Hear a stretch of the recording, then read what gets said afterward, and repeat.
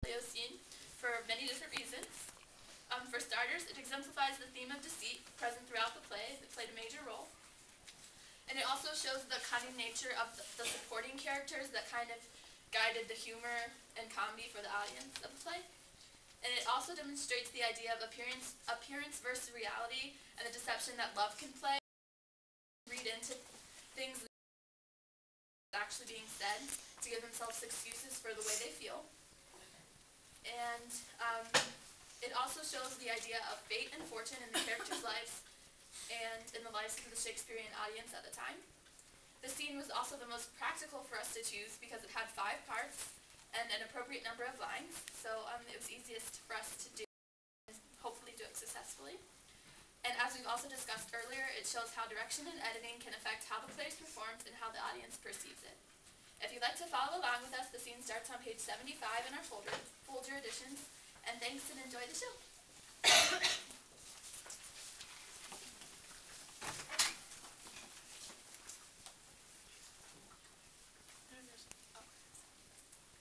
Come thy ways, Senor Fabian. Nay, I'll come. If I lose scruple of this sport, let me be boiled to death with melancholy. Wouldst thou not be glad to have the niggardly, rascally sheep-bidder come by in some notable shame? I would exalt man. You know he brought me out of favor with my lady about a bear baiting here. To anger him, we'll have the bear again, and we will fool him black and blue. Shall we not, Sir Andrew? And we do not. It is the pity of our lives. Here comes the little villain. How now, my medal of India? Get you all 3 into the box tree. Malvolio's coming down this walk. He has been yonder thus, practicing behavior to his own shadow this half hour. Observe him, for the love of mockery, for I know this letter will make a contemplative idiot of him. Close, in the name of jesting. Lie thou there.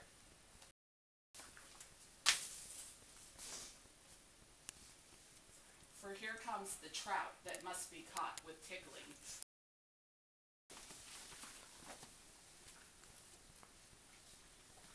"'Tis but fortune, all is fortune. Maria once told me she did affect me, and I have heard herself come thus near, that should she fancy it should be one of my complexion. Besides, she uses me with a more exalted respect than anyone else that follows her. What should I think on it?" Here's an overweening rogue.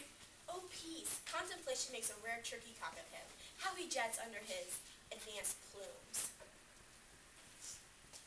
Slight, I could so beat the rogue. Peace, I say.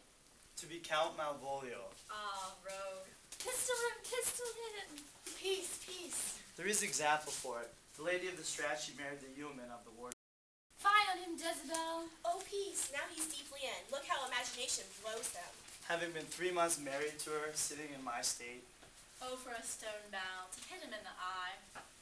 calling my officers about me in my branch velvet gown, from a daybed, or at sleeping, Fire and brimstone. Oh, peace, peace.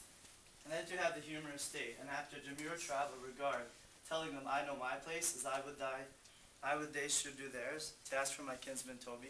Bolts and shackles. Oh, peace, peace, peace. Now, now. 7 of my people with an obedient sort make out for him. I frowned a while, and perchance wind up my watch, or play with some rich jewel.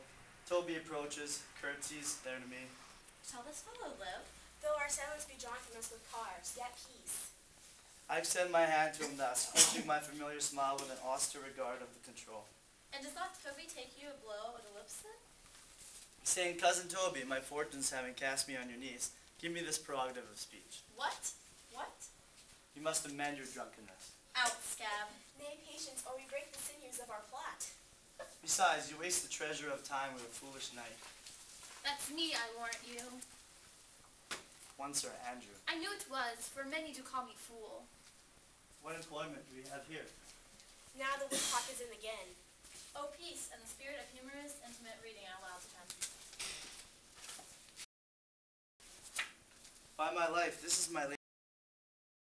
Ease her use and her tease, and thus makes she her great peas. It is in contempt of question, her hand. Her sees, her use, her tease? Why that? To the unknown beloved, this and my good wishes. Her very phrases, by your leave, wax soft, and the impressure her lucrece, with which she uses to seal. 'Tis my lady. To whom should this be? This wins him, liver and all. Jove knows I know love, but who? Lips do not move, no man must know.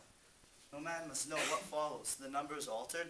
No man must know if this should be the Malvolio. Married, hang me, Brock. I may command or I adore, but silence, like a Lucrece knife with bloodless stroke, my heart doth gore. M-O-A-I doth sway my life. A Fustian riddle. Excellent wench, say I. M-O-A-I doth sway my life. Nay, but first let me see. Let me see. What a dish of poison she has dressed for him. And with what wing the Staniel checks at it? I may command or I adore. Why, she may command me. I serve her. She is my lady. Why, this is evident to any formal capacity. There is no obstruction in this. And the end, what should I that alphabetical position portend? If I could make that resemble something in me, softly, M-O-I-A. Oh, I, make up that. He is now on a cold scent. Salter will call upon it for all this. M. Why, that begins my name. Did I not say he would work it out? The cur is excellent at faults. M, but there is no consonancy in this sequel. That suffers under probation. A should follow, but O does. And O shall end, I hope. I, or I'll cudgel him and make him cry, oh. And then I comes behind. Aye, and if you had any eye behind you, you might have seen more detraction at your heels than fortunes before you. M-O-A-I, this simulation is not as the former, and yet, to crush this a little, it would bow to me. For every one of these letters are in my name. Soft. Here follows prose.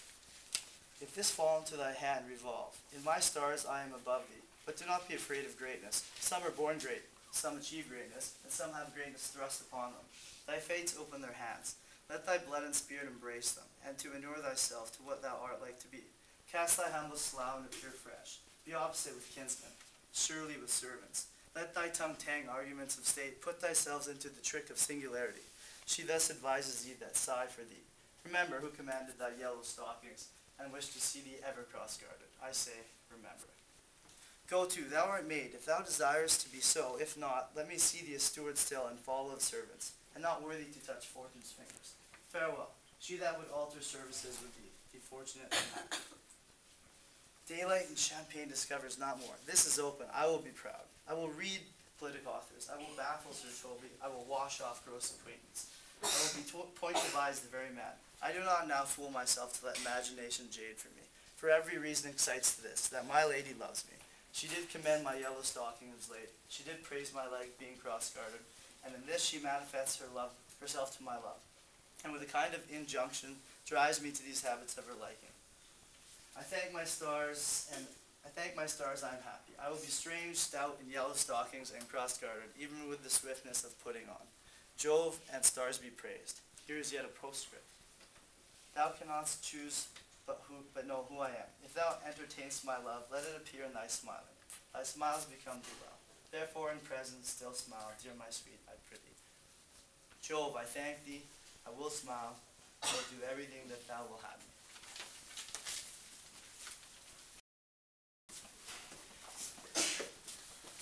I will not give my part of this sport for any pensions of thousands to be paid from the Sophie. I could marry this wench for this device. So could I too. And ask no other dowry with her, but such another jest. Nor I neither. Here comes my noble gull-catcher. Wilt thou set thy foot on my neck, or am I neither? Shall I play my freedom at tray-trip and become thy bond-slave? In faith, are I either? Why, thou hast put him in such a when the image of it leaves him, he must run mad. Nay, but say true. Does it work upon him? Like aqua vitae with a midwife. If you will then see the fruits of the sport, mark his first approach before my lady. He will come to her in yellow stockings, and 'tis a color she abhors, and cross-gartered, a fashion she detests. And he will smile upon her, which will now be so unsuitable to her disposition, being addicted to a melancholy as she is, that it cannot but turn him into a notable contempt. If you will see it, follow me. To the gates of Tartar, thou most excellent devil of wit, I'll make one too.